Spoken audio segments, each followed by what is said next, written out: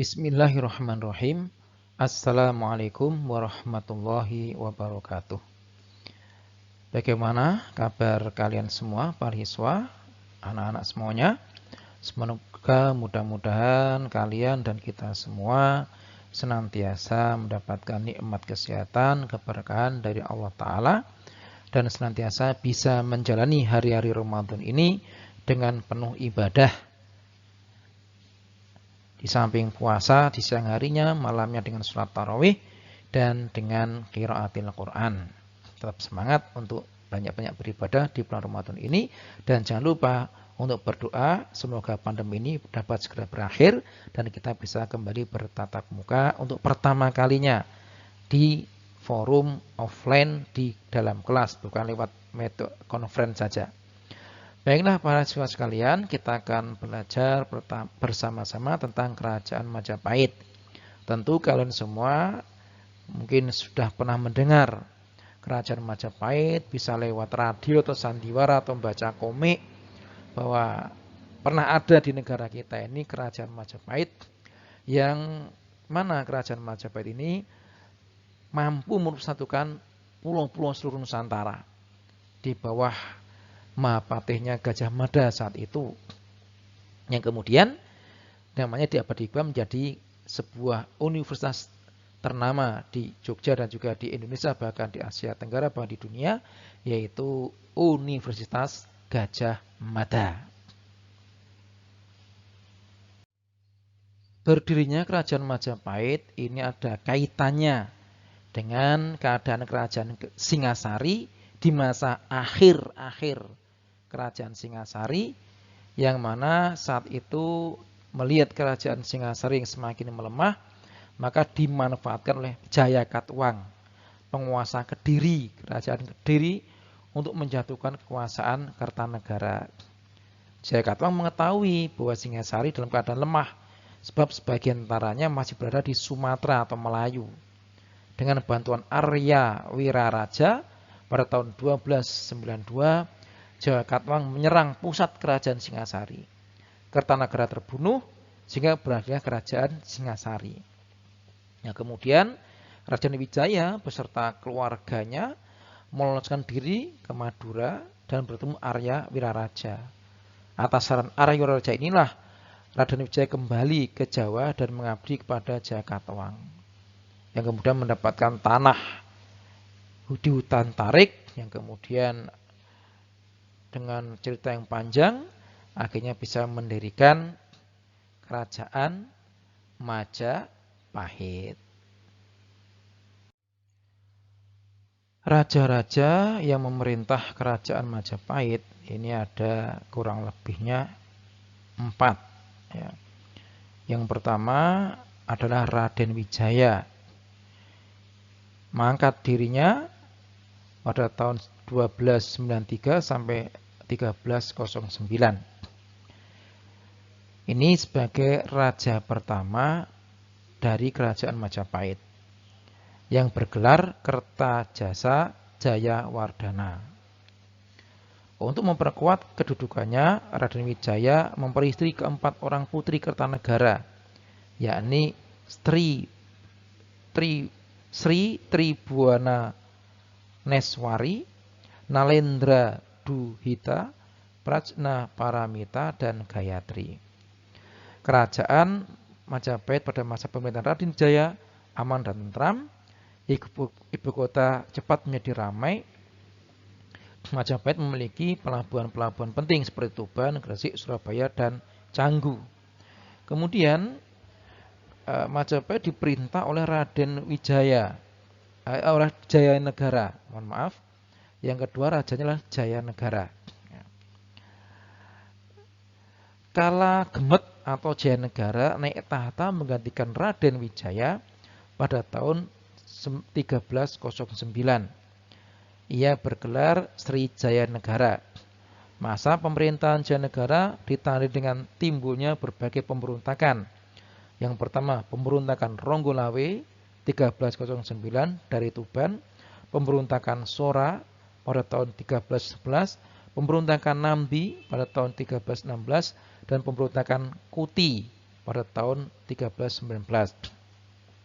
Semua pemberontakan itu dapat dipadamkan. Pemberontakan yang paling berbahaya adalah pemberontakan Kuti, karena pemberontakan telah berhasil menduduki ibu kota. Jayanegara dipaksa mengungsi ke desa Badender, dikawal oleh pasukan Bayangkara di bawah pimpinan Patih Gajah Mada. Ya. Masih belum jadi patih ini ya, baru sebagai panglima ini, yaitu Gajah Mada. Berkat kecerdikannya Gajah Mada, Jayanegara dapat diselamatkan dan ibu kota Majapahit dapat direbut kembali, dan kemudian Jayanegara berkuasa sebagai Raja Majapahit. Nah, baru karena jasanya inilah kemudian Gajah Mada diangkat sebagai patih di Kauripan, kemudian menjadi patih di Kediri, dan pada tahun 1328 Jayanegara wafat. Dikatakan bahwa Jayanegara dibunuh oleh Tanca, seorang tabib istana yang sedang mengobatinya. Kemudian raja yang kedua itu Tribuana Tunggadewi. Nah, ini seorang perempuan tentunya kan. Jadi berkuasa pada tahun 1328 hingga 1350. Pada masa pemerintahan Tribuana Tunggadewi, tepatnya pada tahun 1331, berkorbanlah pemberontakan Sadeng dan pemberontakan Keta. Gajah Mada diberi tugas untuk memadamkan pemberontakan itu. Atas keulatan dan kegigihan Gajah Mada, pemberontakan Sadeng dan pemberontakan Keta dapat ditumpas. Oleh karena jasanya itu, Gajah Mada diangkat sebagai patih Majapahit. Nah ini, pada masa upacara pelantikan yang dihadiri oleh para pejabat negara, Gajah Mada mengucapkan sumpah yang terkenal dengan nama Sumpah Amukti Palapa. Gajah Mada tidak akan merasakan palapa, kenikmatan dunia, sebelum seluruh Nusantara dapat dipersatukan di bawah Majapahit. Ini. Dan ini Sumpah Palapa bukan seperti omong kosong saja. Namun Patih Gajah Mada segera berjuang untuk mewujudkan cita-citanya. Pada tahun 1343, cita-citanya sudah mulai tampak dengan dikuasainya Bali, kemudian daerah-daerah seperti Kalimantan, Nusa Tenggara, Sulawesi, Maluku, Sumatera, dan beberapa daerah di semenanjung Melayu. Daerah itu kemudian disatukan di bawah Panji-Panji Majapahit. Nah, raja yang terakhir, yang keempat adalah Hayam Wuruk. Hayam Wuruk naik tahta dalam usia yang masih sangat muda, 16 tahun. Hal itu sesuai dengan makna namanya, Hayam Wuruk berarti ayam jantan muda. Sebagai Raja Majapahit tahun 1350 sampai 1385, cukup lama Hayam Wuruk ini, ia bergelar Sri Raja Sanegara. Pada pemerintahnya, Majapahit mencapai zaman keemasan. Daerah kekuasaan Majapahit sangat luas, melebihi wilayah Republik Indonesia sekarang ini. Ya. Melebihi wilayah Republik Indonesia sekarang ini. Daerah dari itu meliputi Jawa termasuk Madura, Sumatera, Sulawesi, Maluku, dan Papua. Itulah sebabnya Majapahit disebut sebagai negara nasional kedua Indonesia. Seluruh kepulauan Nusantara benar-benar dapat disatukan di bawah kekuasaan Majapahit. Hal itu berkat usaha keras dari Mahapatih Gajah Mada. Untuk menjaga daerah yang sangat luas dan berpulau-pulau, maka dibentuklah Angkatan Laut yang kuat. Angkatan Laut Majapahit dipimpin oleh Laksamana Nala.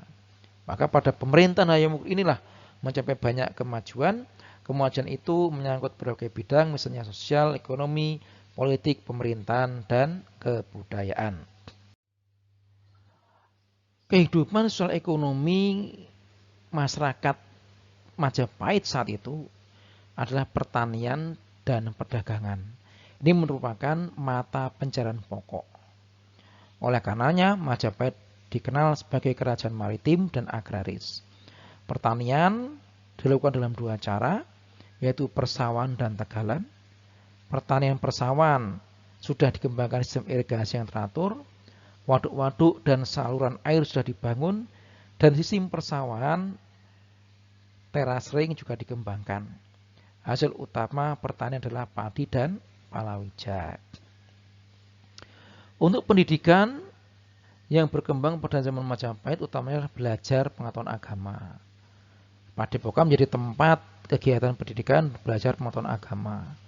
Saat itu agama yang ada di masa pemerintahan Majapahit adalah Hindu dan Buddha. Kemudian dalam kemajuan bidang sastra dan kebudayaan. Pada masa pemerintahan Hayam Wuruk, karya sastra juga mengalami kemajuan. Tahun 1365 telah disusun kitab Negara Kertagama oleh Empu Prapanca. Kitab itu merupakan karya sastra terbesar dan sumber sejarah Majapahit yang sangat penting. Ya. Selain itu, hasil kebudayaan yang berupa seni bangunan juga berkembang pesat. Sebagai bukti adalah pembangunan candi. Jadi candi-candi itu memang peninggalan Hindu dan Buddha di Indonesia ini sebelum masuknya Islam. Kemudian hubungan luar negeri. Hubungan luar negeri mengembangkan hubungan dengan negara-negara lain. Berlangsung dengan Siam, Burma, Kampuchea, Annam, India, dan Tiongkok. Pada waktu itu berkembang istilah Mitreka Satata, artinya negara sahabat. Misalnya apa? Pengaruh Majapahit, daerah pengaruh Majapahit misalnya Kepulauan Filipina, karena sudah menjadi negara Filipina. Kemudian ada masanya kerajaan itu mengalami kemunduran dan akhirnya hilang, termasuk kerajaan Majapahit. Sebesar apapun kerajaan Majapahit, sehebat apapun patihnya, pada saatnya masanya hancur, hilang, maka akan datang juga akhirnya.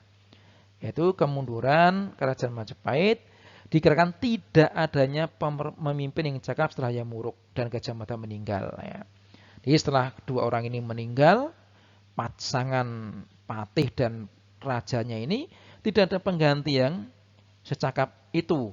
Nah, kemudian makin hari kuasa Majapahit semakin merosot, apalagi setelah adanya ekspedisi Cheng Ho. Banyak daerah yang melepaskan diri dari kekuasaan Majapahit, tidak seorang pun pemimpin yang mampu mengembalikan keutuhan Majapahit. Yang kemudian ditambah lagi adanya pengaruh Islam yang sudah mulai muncul di Demak di bawah pimpinan Raden Patah, yang kemudian menyerang Majapahit, yang akhirnya Majapahit benar-benar dalam keadaan lemah dan akhirnya runtuhlah kerajaan Majapahit. Demikianlah para siswa sekalian, sedikit sekelumit tentang sejarah kerajaan Majapahit. Tetap semangat belajar, berdoa di masa-masa pandemi di mana kita sekarang berada di bulan suci Ramadan. Doanya orang berpuasa mustajab, maka banyak-banyak berdoa. Semoga kita senantiasa mendapatkan kesehatan, keberkahan, dan dihindarkan dari balak pandemi COVID-19. Terima kasih atas perhatiannya. Assalamualaikum warahmatullahi wabarakatuh.